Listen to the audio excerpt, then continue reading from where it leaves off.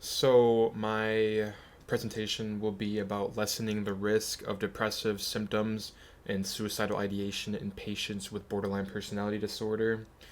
I'm Trey Alvarez, and you can catch me at your local Ferris State University.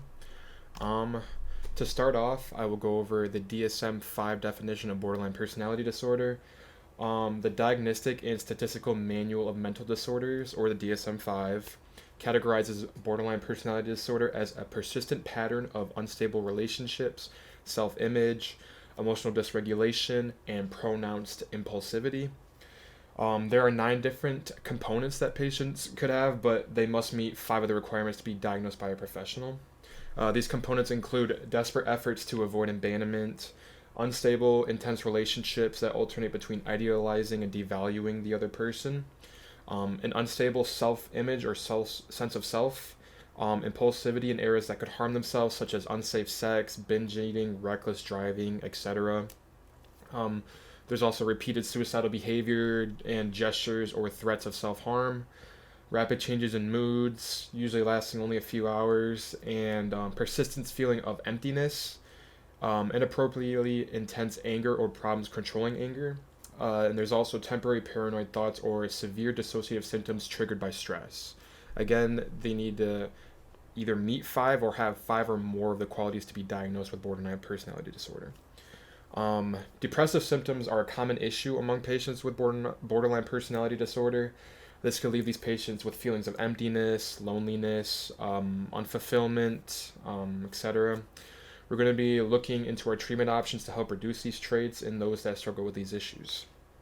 Um, the DSM 5 defines suicidal ideation as thoughts about self harm with deliberate consideration or planning of possible techniques of causing one's own death. This is another common issue among those that struggle with borderline personality disorder. Our hybrid treatment will aim at lessening these issues with the patients studied.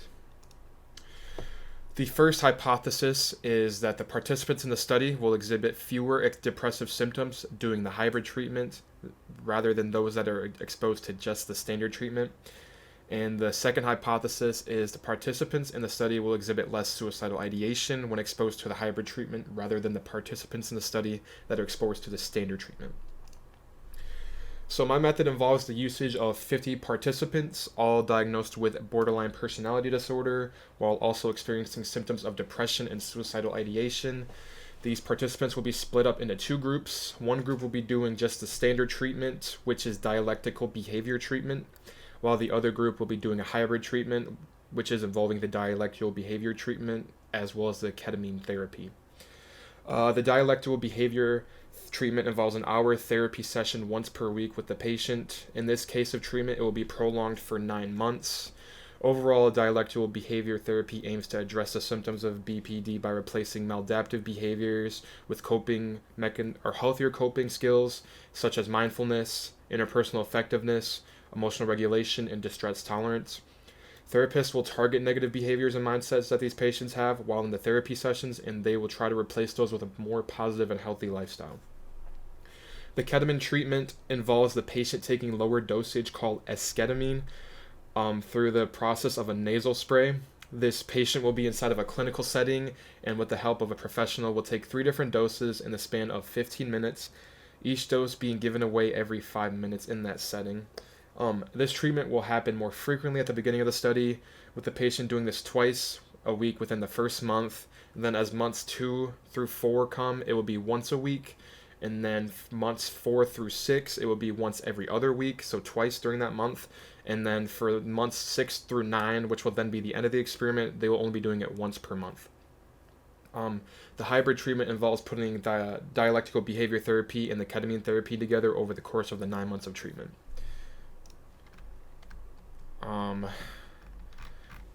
The data analytical strategy goes over the hybrid treatment. It will be a 2-group independent samples t-test study with between subjects participation. We will be measuring both the depressive symptoms and the suicidal ideation as interval scales.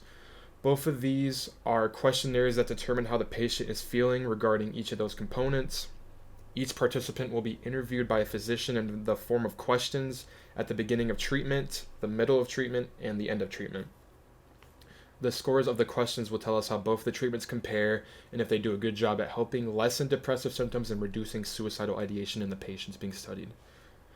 The Montgomery-Asberg Depression Rating Scale will be used to measure the depressive symptoms. Some examples of the questions involve going over sadness, inattention, loss of sleep, loss of appetite, difficulty to concentrate, pessimistic ideology, etc. The Columbia Suicide Severity Rating Scale will be used to measure the patient's suicidal ideation. These are questions that go more into suicidal help and ask things like, have you ever wished you were dead? Or have you had any thoughts about killing yourself? It goes more into depth with more severe cases, asking, have you had any intention on how you might kill yourself? And then it goes even more in depth, asking questions like, have you started to do anything or prepared to do anything that might end your life? Our goal at the end of this study is to improve the way our patients feel about themselves and improve these scores on both of these questionnaires by the end of the 9-month treatment. And of course, these are my references. And yeah, that's about it. Give myself a little, thank you for listening and give me a good grade.